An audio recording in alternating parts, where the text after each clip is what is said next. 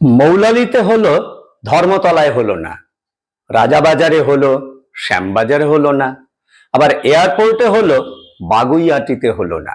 কি যে হচ্ছে কিছু বোঝা যাচ্ছে না। আসলে গন্ডগোলটা ওপরেও লেগেছে। ইন্দ্রদার কথা এখন আর কেউ শুনছে না, তাই বরুণদার এই খামখেয়ালিপনা। ডেঙ্গু হবে কি হবে না সে তো পরের ভাবনা। আমাদের পাড়ার এক ভদ্রলোক, স্বঘোষিত পণ্ডিতই বলতে পারেন, সব ব্যাপারেই উনি সব বোঝেন টোঝেন। আজকে সকালবেলায় এসে বলছে, ডক্টর বিশ্বাস, এবছর মে মাসে যা বৃষ্টি হলো, কি যে হবে এবছর বুঝতে পারছি না, ডেঙ্গু ফেঙ্গুতে ছেয়ে যাবে। আমি বললাম, এবছর এখনো বৃষ্টি হয়নি গত বছরের তুলনায়। না না দেখ, মে মাসে বৃষ্টি হলো আপনি দেখলেন না?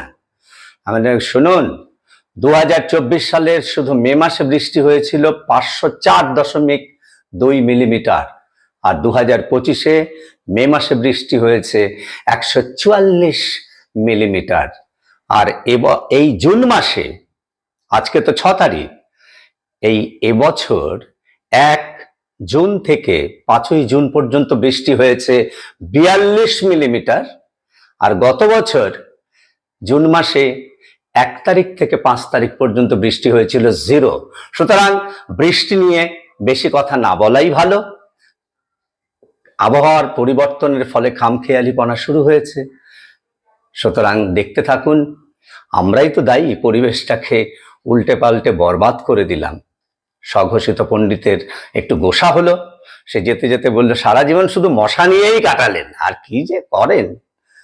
আমি বললাম, চিন্তায় চেতনায় মশা যার, কি হবে আর সেই লোকটার।